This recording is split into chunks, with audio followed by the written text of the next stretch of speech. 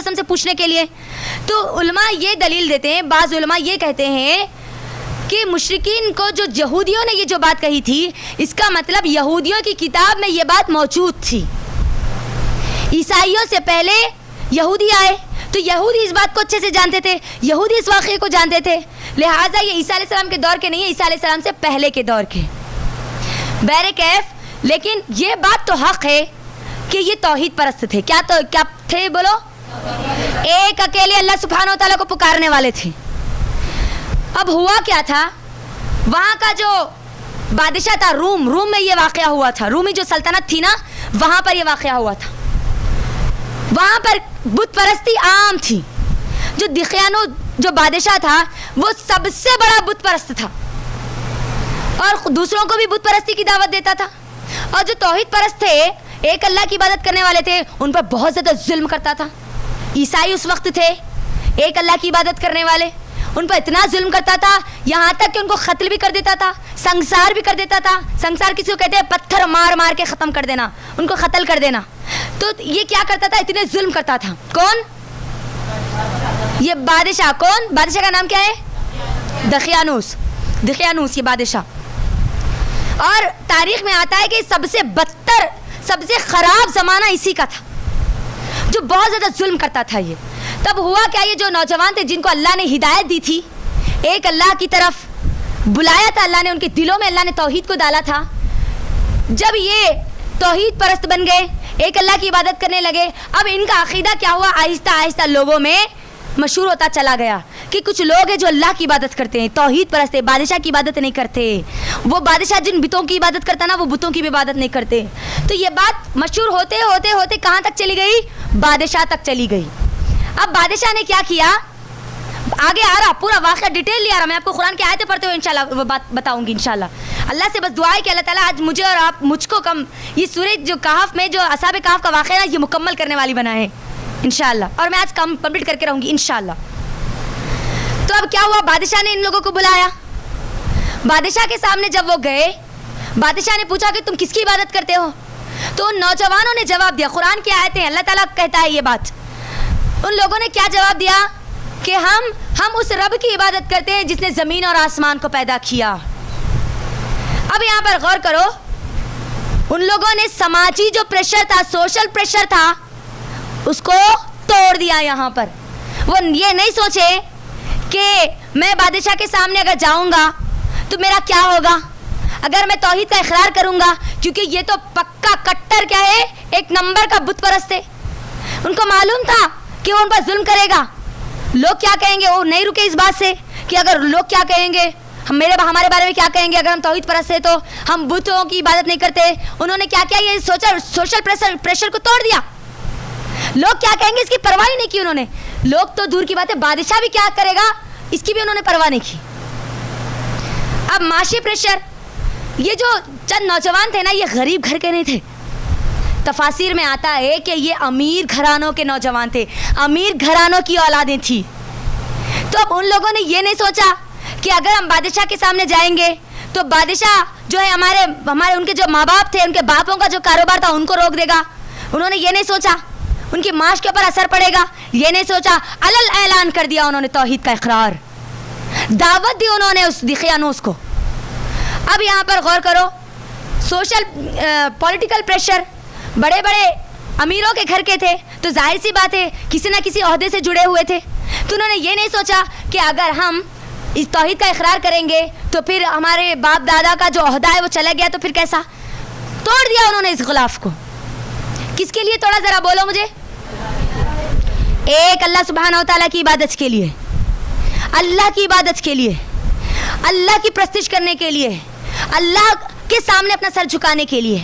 تب ہوا کیا, اس بادشاہ نے کیا کیا, ان لوگوں کو جیل میں ڈال دیا. کس میں ڈال دیا, ان لوگوں کو جیل میں ڈال دیا.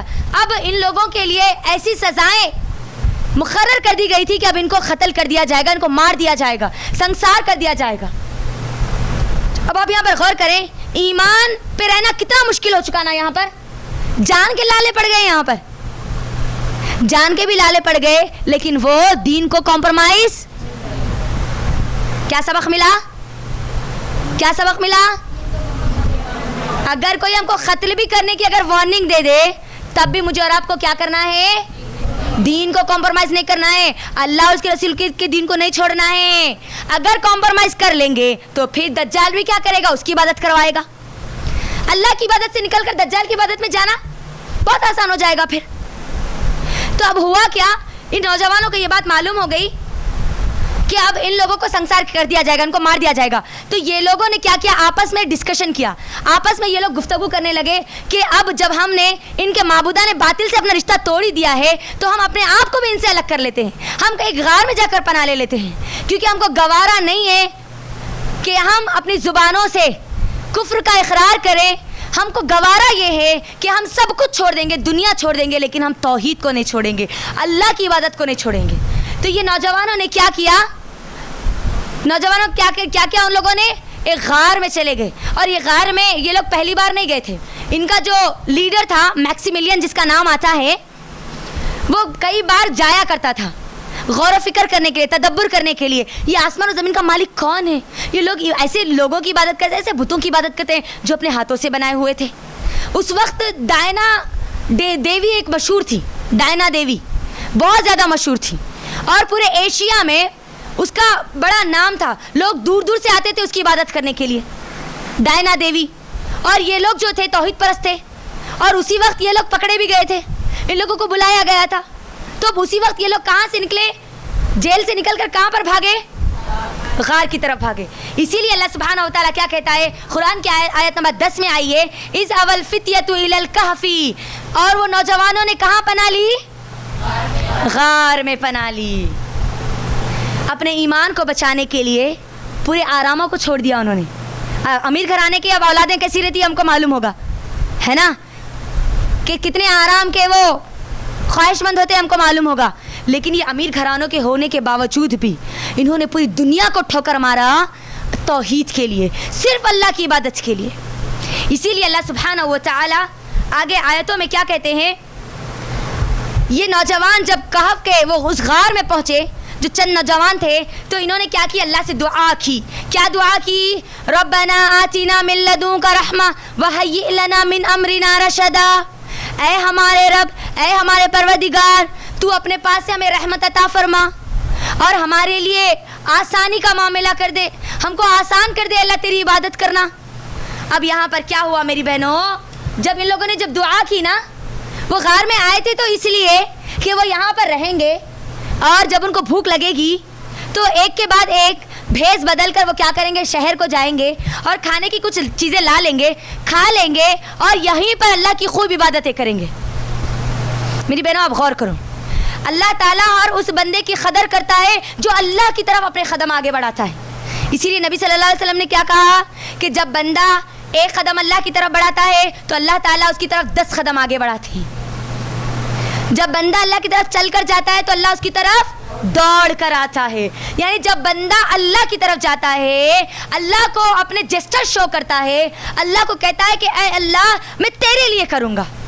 ان لوگوں نے اللہ کے لیے چھوڑا تھا نا سب کچھ، تو اللہ نے کیا کیا معلوم، ان کی دعا ایسی قبول کی اللہ نے کہ وہ آئے تو تھے مجرم بن کر اس حکومت سے، لیکن جب اللہ نے ان کو دوبارہ اٹھایا نا، ایسے معزز بنا کے اٹھایا کہ وہ لوگوں کے لیے ولی اللہ بن گئے۔ کیسے بن گئے، یہ پورا ڈیٹیلی پورا واقعہ اب ہمارے سامنے آ رہا ہے۔ تو ان لوگوں نے کیا دعا کی، ربنا آتنا، اس دعا کو یاد کر لیجئے، ربنا آتنا من لدنک رحمہ وہیئ لنا من امرنا رشدا۔ اب میری بہنوں غور کرو، یہ ان لوگوں نے اس وقت دعا کی جب ان کے لیے تمام دروازے بند ہو چکے تھے، ایمان پر خامے رہنے کے تمام دروازے بند ہو چکے تھے، سوائے غار کے کوئی آپشن ان کے پاس موجود نہیں تھا۔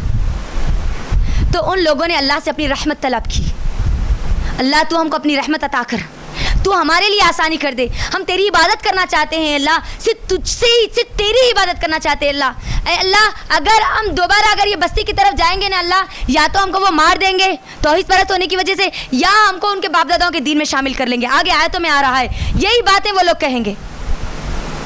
تو یہ دعا مجھے بتلاتی ہے، ہمارے نوجوانوں کو بتلاتی ہے، ہم سب کو یہ بتلاتی ہے، جب بھی میرے اور آپ کے لیے ایمان پر قائم رہنا مشکل کر دیا جائے، یا دین پر عمل کرنا میرے لیے آپ کے لیے مشکل ہو جائے، چاہے وہ سوشل پریشر کی وجہ سے ہو، چاہے اکنامک پریشر کی وجہ سے ہو، چاہے وہ سماجی پریشر کی وجہ سے ہو، سماج کی وجہ سے ہو، معاش کی وجہ سے ہو، مال و دولت کی وجہ سے ہو، چاہے پولیٹیکل پریشر کی وجہ سے ہو، سیاسی دباؤ کی وجہ سے ہو، یعنی اب میرے لیے پورے دروازے بند ہو چکے، سمجھ میں نہیں آ رہا کہ کیا کریں، کیسے دین پر عمل کریں، کرنا تو ہے تو لہٰذا ہم کو کیا کرنا چاہیے، دعا پڑھنا چاہیے.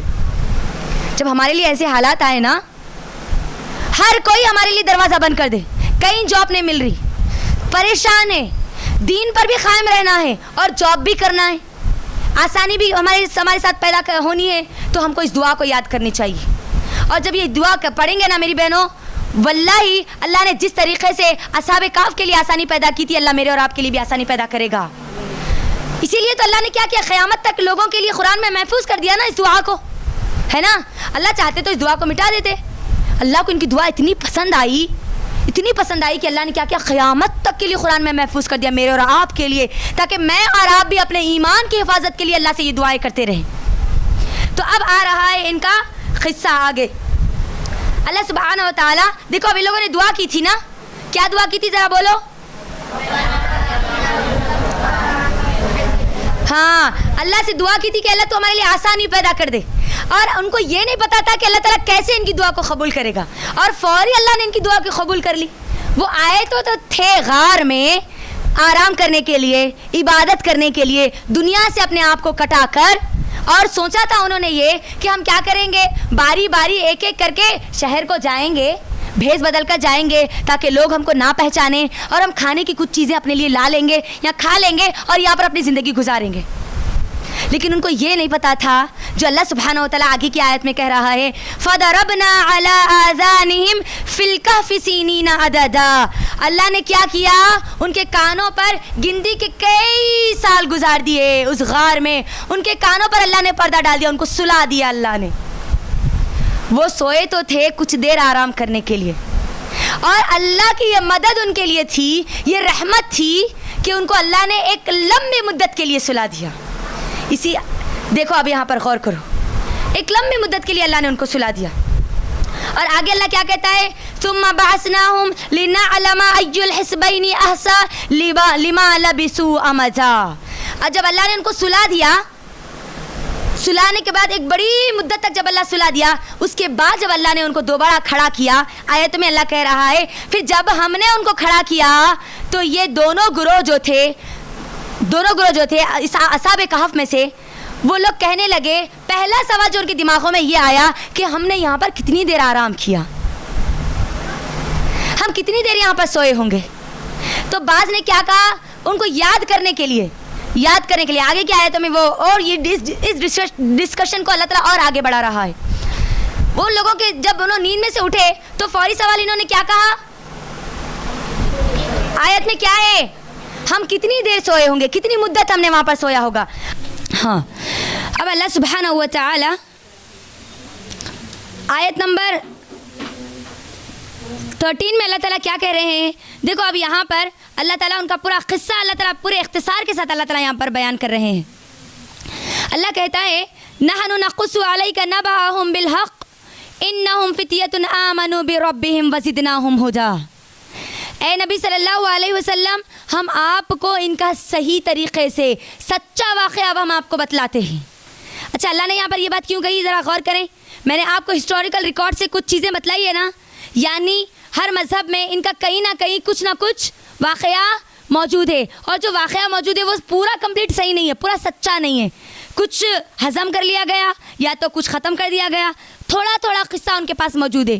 یہودیوں کے پاس بھی تھا، عیسائی بھی یہ بات کہتے تھے، عیسائی تو بہت زیادہ یہ بات کہتے تھے، جبکہ ہم کو یہ بات معلوم ہونا چاہیے کہ پوری بائبل میں کہیں پر بھی پیپل آف دا کیو یعنی اس غار والوں کا کہیں پر بھی ذکر نہیں آیا، پوری بائبل میں کہیں پر بھی نہیں آیا. لیکن پھر بھی وہ ہسٹوریکل ریکارڈ میں ان کے ہم کو ریکارڈ ملتے ہیں، اصحاب کہف کے ریکارڈ ملتے ہیں. تو اللہ تعالیٰ مجھے اور آپ کو یہاں پر بتا رہا ہے کہ یہ قرآن وہ ہے جو پچھلے جتنے واقعات لوگ بیان کرتے ہیں نا، ان واقعات کو سچا ثابت کرنے کے لیے بھیجا گیا، ان واقعات کو بتانے کے لیے بھیجا گیا۔ یہ واقعات جو ان لوگوں نے آدھے کھا لیے، آدھے ختم کر لیے، ان واقعات میں حاصل حقیقت کیا تھی، صحیح واقعہ کیا تھا، یہ بتانے کے لیے قرآن بھیجا گیا۔ اسی لیے اللہ سبحانہ و تعالیٰ کہتے ہیں ہم آپ کے سامنے ان نوجوانوں کا قصہ رکھیں گے جو کہ ایمان لائے تھے اور ہم نے ان کو ہدایت میں آگے بڑھا دیا تھا۔ اب میری بہنوں یہاں پر غور کرو، اب اللہ یہ لوگ ایمان لائے تھے، کیسے وقت ایمان لائے تھے؟ نوجوان تھے یہ، ہے نا؟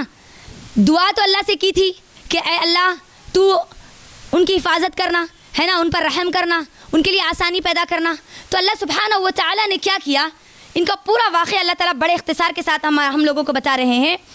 اللہ کہتا ہے اللہ ان لوگوں کو کیسے ہدایت میں ان کی بڑھاتا رہا۔ ہم نے کہا نا کہ ایک قدم اگر ہم اللہ کی طرف بڑھیں گے تو اللہ ہماری طرف۔ تو یہ لوگ جب پوری دنیا کو چھوڑ دیے تو کیا اللہ تعالیٰ ان کو ضائع کرے گا؟ نہیں، اللہ نے ان کے ایمان کو اور مضبوط کر دیا۔ کوئی چیز ان کے پاس موجود نہیں ہے۔ اب آپ غور کریں، غار، پتھر، کوئی آرام کی چیز نہیں ہے، کوئی عیش کی چیز نہیں ہے، سب چیزوں کو چھوڑ دیا ان لوگوں نے۔ تو اللہ تعالیٰ تو قدردان ہے۔ تو اللہ تعالیٰ ان لوگوں کا جو لوگ ایمان لائے تھے، ایسی ایمان پر استقامت انہوں نے قائم کر لی تھی کہ چاہے کچھ بھی ہو جائے ہم ایک اکیلے اللہ سبحانہ و تعالیٰ کی عبادت کے علاوہ کسی کے سامنے عبادت نہیں کریں گے۔ تو ان لوگوں نے یہ جو قدم اٹھایا تھا، ایمان پر ان کی جو استقامت تھی، یہ اللہ کو اتنی پسند آئی کہ اللہ تعالیٰ نے ان کی دعا قبول کی، تو ایسا قبول کی کہ ان کو ایک لمبی مدت تک اللہ نے سلا دیا، جس کے بارے میں آگے اللہ سبحانہ و تعالیٰ کہتا ہے۔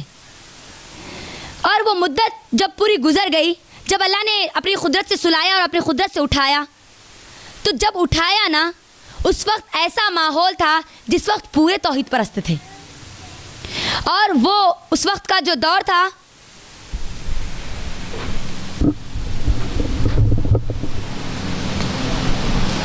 آیت میں تھے ہم، آیت نمبر 13 میں تھے نا، قرآن کی مصحف دیکھ رہے ہیں آپ سب لوگ؟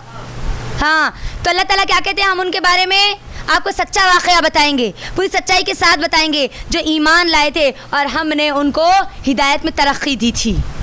جب کوئی بھی بندہ یا بندی اللہ کے لیے کسی چیز کو کمپرومائز کرتا ہے، دنیا کو کمپرومائز کرتا ہے دین پر قائم رہنے کے لیے، تو اللہ کا یہ وعدہ ہے کہ اللہ تعالیٰ اس کو دین پر، ایمان پر استقامت عطا کرتا ہے، اسی طریقے سے جس طریقے سے اصحاب کہف کو اللہ نے استقامت عطا کی تھی۔ اور آگے اللہ کیا کہتا ہے؟ وَرَبَطْنَا عَلَىٰ قُلُوبِهِمْ إِذْ قَامُوا فَقَالُوا رَبُّنَا رَبُّ السَّمَاوَاتِ وَالْأَرْضِ لَن نَّدْعُوَ مِن دُونِهِ إِلَٰهًا لَّقَدْ قُلْنَا إِذًا شَطَطًا۔ اللہ نے ان کو جب ہدایت میں اتنا آگے بڑھایا، اتنی ترقی دی کہ اللہ نے ان کے دلوں کو مضبوط کر دیا۔ کیا کیا؟ ذرا بولو، ترجمہ دیکھو آپ کہ اللہ تعالیٰ نے کیا کیا ان کے؟ وَرَبَطْنَا عَلَىٰ قُلُوبِهِمْ، اللہ نے ان کے دلوں کو مضبوط کر دیے۔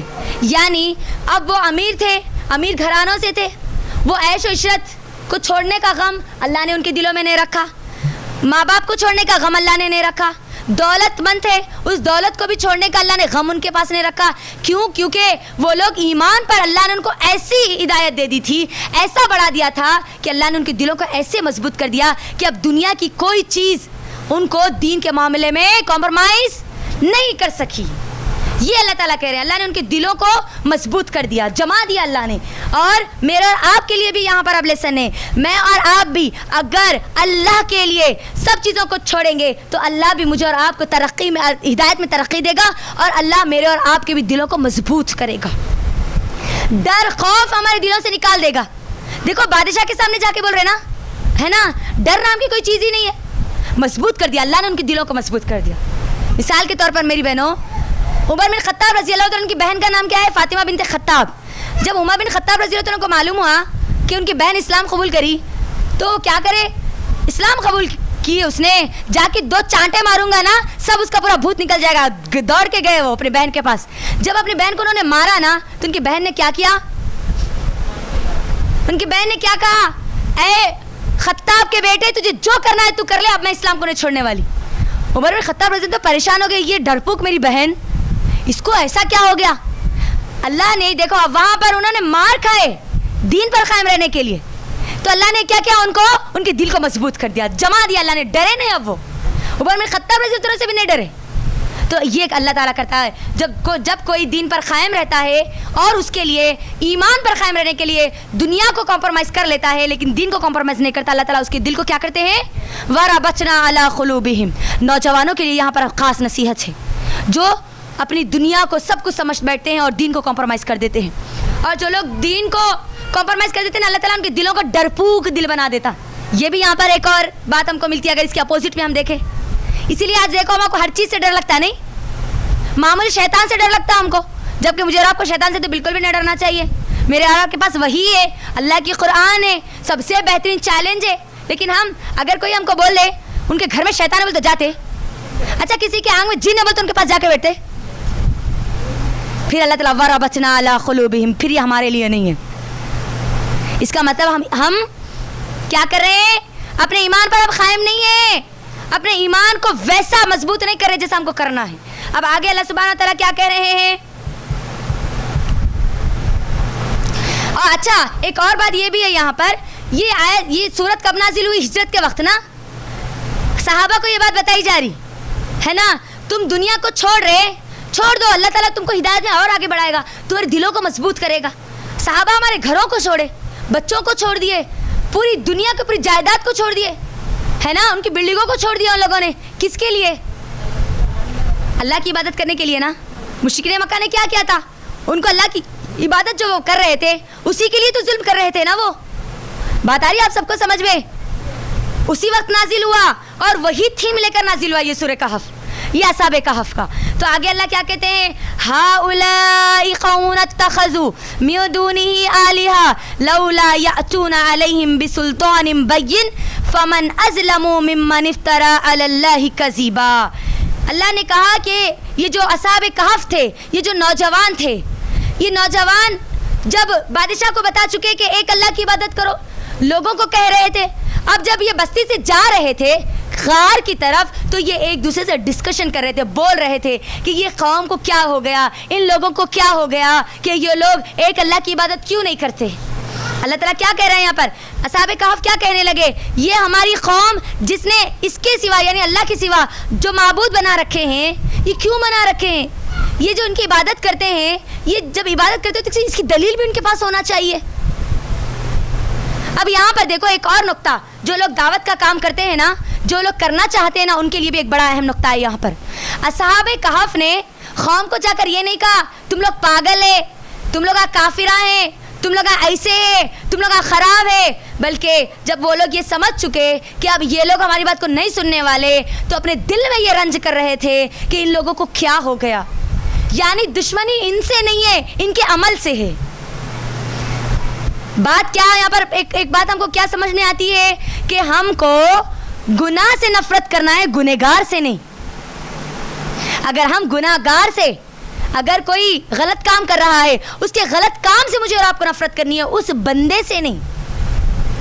یہاں اصحاب کہف نے ان کی قوم سے نفرت نہیں کی, وہ لوگ جو معبود بنا لیے تھے نا, اور ان لوگوں سے وہ ان لوگوں کے بارے میں بتا رہے ہیں کہ یہ کتنے ظالم ہیں, یہ کتنا بڑا ظلم ہے کہ اللہ کے علاوہ اوروں کو اپنا معبود بنا لے. تو ہم کو یہاں کیا بات پتہ چلی کہ اگر ہم کہیں پر دعوت کا کام کر رہے ہیں, کسی کو اگر دین کی دعوت دے رہے ہیں, پہلے وہاں کی سچویشن کو دیکھیں.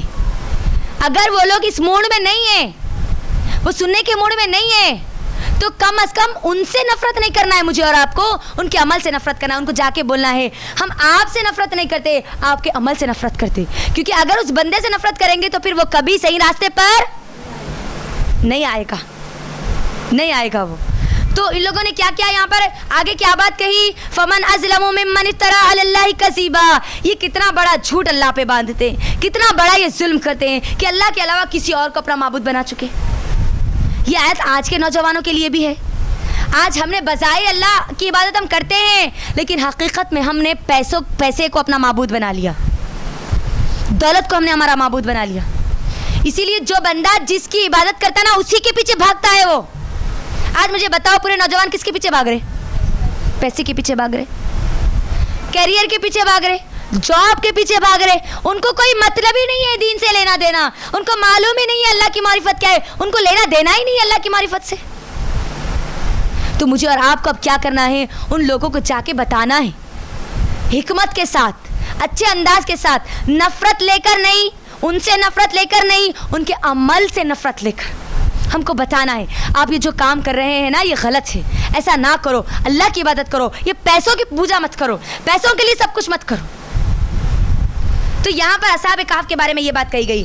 آگے آئیے اللہ سبحانہ وتعالیٰ کیا کہتے ہیں، وَإِذِ اعْتَزَلْتُمُوهُمْ وَمَا يَعْبُدُونَ إِلَّا اللَّهَ فَأْوُوا إِلَى الْكَهْفِ يَنشُرْ لَكُمْ رَبُّكُمْ مِنْ رَحْمَتِهِ وَيُهَيِّئْ لَكُمْ مِنْ أَمْرِكُمْ مِرْفَقًا۔ اللہ تعالیٰ یہاں پر ان کے بارے میں کہتا ہے یہ جو نوجوان تھے جنہوں نے اپنے آپ کو ان بتوں سے تو الگ کر لیا تھا، ہے نا، اب جسمانی طور پر بھی الگ کرنے کے لیے کہاں چلے گئے تھے؟ غار میں چلے گئے تھے، تاکہ وہ کس کی عبادت کر سکے؟ کس پر قائم رہ سکے؟ کیونکہ ان کے لیے ایمان پر قائم رہنا مشکل کر دیا گیا تھا نا، دین پر عمل کرنا مشکل کر دیا گیا تھا۔ تو اللہ تعالیٰ نے ان کے لیے کیا کیا؟ اللہ یہاں پر کیا کہتا ہے، ینشرکم ربکم من رحمتہ ویہیئ لکم من امرکم مرفقا۔ اللہ نے ان کے لیے کیا کیا؟ رحمت کو پھیلا دے گا۔ اللہ تعالیٰ جو کوئی بھی اپنے آپ کو اگر ان معبودان باطل سے الگ کر لے گا جس طریقے سے اصحاب کہف نے کیا تھا، تو اللہ تعالیٰ ان کے لیے رحمت کو پھیلا دے گا، ان کے کاموں میں اللہ آسانی پیدا کر دے گا۔ بات یہ پتہ چلی اگر ہم دین پر قائم رہنے کے لیے لوگوں سے ٹوٹ جاتے ہیں تو کوئی بات نہیں، اللہ کا وعدہ ہے کہ اللہ تعالیٰ ہم کو رحمت عطا کرے گا، اللہ ہمارے لیے آسانی پیدا کرے گا۔ اب خاندان والے ٹوٹ جائیں گے، اگر دین کو کمپرومائز کر لیے تو گئے کام سے، اگر دین کو کمپرومائز نہیں کرے تو اللہ کا وعدہ ہے اللہ تعالیٰ رحمت عطا کرے گا، اللہ تعالیٰ ہمارے لیے آسانی پیدا کرے گا۔ اسی طرح اب آگے اللہ تعالیٰ کہہ رہے ہیں ان کے بارے میں، یہاں پر اب اس غار کی کیفیت کو بتایا جا رہا ہے جس غار میں وہ لوگ تھے۔ وَتَرَى الشَّمْسَ إِذَا طَلَعَتْ تَزَاوَرُ عَنْ كَهْفِهِمْ ذَاتَ الْيَمِينِ وَإِذَا غَرَبَتْ تَقْرِضُهُمْ ذَاتَ الشِّمَالِ وَهُمْ فِي فَجْوَةٍ مِّنْهُ۔ اللہ کہتا ہے کہ جس غار میں یہ لوگوں کو سلائے تھے اللہ نے ایک گہری نیند ان کو جب سلا دیا تھا تو اس وقت ہوا کیا تھا، سورج اللہ کی ایک جو نشانی اللہ یہاں پر بیان کرتا ہے، یہ کشادہ جگہ تھی، ہے نا، غار جو تھا نا کشادہ تھا، ایک اس کے شمال کے جانب اس کا منہ تھا، اس کا داخل ہونے کا راستہ تھا، اور اس کے پیچھے چھوٹے چھوٹے سوراخ تھے، اتنے چھوٹے چھوٹے سوراخ تھے کہ صرف وہاں سے ہوا آ جا سکتی تھی، دوسری اور چیز نہیں آ سکتی تھی۔ تو اللہ کہتا ہے کہ جب یہ لوگ سو گئے، حالانکہ وہ جو سوراخ تھے اس میں سے دھوپ کی روشنی ان کے اوپر گر سکتی تھی، لیکن اللہ کی یہ نشانی تھی کہ سورج جب آتا تو ان کے دائیں سے نکل جاتا، اگر طلوع ہوتا تو دائیں سے نکل جاتا، جب غروب ہوتا تو بائیں سے نکل جاتا، اور ان کے اوپر دھوپ کی کوئی شدت نہیں محسوس ہوتی۔ اب آپ غور کرو، سوراخ موجود ہے تو اس کا مطلب دھوپ آنی چاہیے، لیکن اللہ نے ان کے لیے کیا نشانی قائم رکھی؟ ان کو کیسے سلایا؟ اللہ نے ایک دم آرام سے، دھوپ کی تپش بھی ان کو محسوس نہیں کی گئی، اللہ نے ان کی ایسی حفاظت کی۔ اور اللہ اسی لیے کیا کہتا ہے، آگے کیا کہتا ہے، ذالک من آیات اللہ، یہ اللہ کی ایک نشانی ہے۔ وہ غار کھلا ہونے کے باوجود بھی، ایک کشادہ جگہ ہونے کے باوجود بھی ان کے اوپر اصحاب کہف پر روشنی، دھوپ کی روشنی، اور کب تک نہیں پڑی؟ 309 سال تک۔ اللہ اکبر، یہ اللہ کی آیات میں سے اللہ کہتے ہیں۔ اور آگے اللہ تعالیٰ کیا کہتے ہیں، من یہدہ اللہ فہو المہتد، اللہ جس کو چاہتا ہے ہدایت دیتا ہے، اللہ جس کو چاہتا ہے راہ راست پر لا لیتا ہے، اللہ جس کو چاہتا ہے اس کی رہنمائی کرتا ہے۔ اور آگے اللہ کیا بول رہے ہیں، وَمَن یُضْلِلْ فَلَن تَجِدَ لَهُ وَلِيًّا مُرْشِدًا۔ اللہ کہتا ہے کہ اللہ جس کو چاہتا ہے گمراہ کر دیتا ہے۔ اللہ نے کیا کیا، اصحاب کہف کو ہدایت دی، راہ راست پر لایا، اور دقیانوس جو بادشاہ تھا اس نے اللہ نے اس کو کیا کیا، گمراہ کر دیا۔ تو ابھی اللہ کے ہاتھ میں ہے کہ اللہ جس کو چاہے ہدایت دے، جس کو چاہے گمراہ کر دے۔ لہٰذا ہم کو اس بات پر فخر نہیں کرنا ہے کہ میں تو کلمہ پڑھ لی، اب میں ہدایت پر نہیں ہوں تو اور کون ہوں گے؟ اللہ مجھے نہیں تو اور کس کو ہدایت دے گا؟ نہیں، مجھے اور آپ کو اللہ کے سامنے جھک جانا ہے، عاجزی اختیار کرنی ہے۔ میرا اللہ وہ ہے جو چاہتا ہے تو ہدایت دیتا ہے، چاہتا ہے تو ہدایت دے کر بھی چھین لیتا ہے۔ ہدایت کو سامنے دیکھنے کے باوجود بھی انسان ایمان، دقیانوس کو دیے تھے نا یہ لوگ جا کے دعوت، ہے نا، دعوت دیا تھا ان لوگوں نے، لیکن پھر بھی وہ ایمان نہیں لائے۔ تو اب یہاں پر اللہ تعالیٰ ان کی کیفیت کو بتا رہے ہیں کہ کس طریقے سے, اب آگے کی آیت میں, کہ کس طریقے سے وہ سوئے ہوئے تھے لیکن لوگ ان کو بیدار سمجھتے تھے, جاگے ہوئے سمجھتے تھے, حالانکہ حقیقت میں وہ سوئے ہوئے تھے. یہ اور ان کا کتا دونوں کے بارے میں اللہ تعالیٰ یہاں پر بیان کر رہے ہیں. اللہ کہتا ہے وَتَحْسَبُهُمْ أَيْقَاظًا وَهُمْ رُقُودٌ وَنُقَلِّبُهُمْ ذَاتَ الْيَمِينِ وَذَاتَ الشِّمَالِ وَكَلْبُهُمْ بَاسِطٌ ذِرَاعَيْهِ بِالْوَصِيدِ لَوِ اطَّلَعْتَ عَلَيْهِمْ لَوَلَّيْتَ مِنْهُمْ فِرَارًا وَلَمُلِئْتَ مِنْهُمْ رُعْبًا. اللہ یہاں پر کہہ رہے ہیں, اللہ مجھے اور آپ کو یہاں پر بتا رہے ہیں, کیا تم یہ خیال کرتے ہو, ترجمہ میں دیکھو آپ لوگ, کیا تم یہ خیال کرتے ہو کہ وہ بیدار ہے؟ یعنی اللہ نے ان کو جب سلایا تو ان کی آنکھ کھلے تھے. اصحاب کہف جو سوئے تھے نا, ان کو اللہ نے ایسا سلایا گویا وہ نیند میں تھے لیکن ان کی آنکھیں کھلی ہوئی تھی. دیکھنے والا جب ان کو دیکھے تو یہ سمجھے کہ یہ ہوشیار ہے, یہ جاگے ہوئے. اور آگے کیا کہتا ہے اللہ تعالیٰ, ان کا جو کتا تھا وہ کتا اس غار کے دہانے پر, اس غار کے جو دروازہ تھا وہاں پر داخل ہونے کا جو راستہ تھا, وہاں پر اپنے پیر ایسے پھیلا کر بیٹھا تھا, اپنے پنجوں کو ایسا پھیلا کر بیٹھا تھا گویا دیکھنے والا یہ سمجھے کہ اندر کوئی ڈاکو ہے اور وہ اپنی حفاظت کے لیے کتے کو بٹھایا ہے. اور وہ کتے کی آنکھ بھی بند نہیں تھے, حالانکہ حقیقت میں اللہ یہ کہتا ہے کہ وہ سو چکا تھا, اللہ نے اس کو سلا دیا تھا. یہ اللہ کی نشانیاں ہیں. اور جب لوگ دیکھتے کہ یہاں پر ایک کتا بیٹھا ہوا ہے, لوگ اسی لیے اس غار کے قریب نہیں جاتے کیونکہ اگر ہم اس کے قریب جائیں گے تو یہ ہم کو پھاڑ دے گا, اور اب جب یہ آوازاں کرے گا تو اندر جو لوگ ہوں گے, اندر جو ڈاکو ہوگا وہ ہوشیار ہو جائے گا. لوگ یہ سمجھتے تھے, اور وہ جب ہوشیار ہو جائے گا تو پھر ہم نہیں بچ پائیں گے. لہٰذا لوگ کیا کرتے تھے, جب بھی اللہ تعالیٰ یہاں پر کیا کہتا ہے بالوسید لو اطلعت علیہم لولیت منہم فرارا ولملئت منہم رعبا, جب کوئی وہاں پر جانے کی کوشش کرتا وہاں پر الٹے پاؤں وہ بھاگ جاتا, وہ دہشت ان کے اوپر طاری ہو جاتی. اب آپ غور کریں, اللہ نے ان کو سلا دیا, حقیقت میں اللہ کہتا ہے کہ وہ سو چکے, لیکن اللہ نے لوگوں کے لیے ایسا ان کو رکھا جیسا وہ جاگ رہے ہیں. کس کے بارے میں اللہ بول رہے ہیں یہاں پر؟ اصحاب, کس کے بارے میں بول رہے جی؟ اصحاب کہف کے بارے میں. تو اب یہاں پر اللہ تعالیٰ جب ان کو سلایا, اب اس کے بعد جب اللہ نے ان کو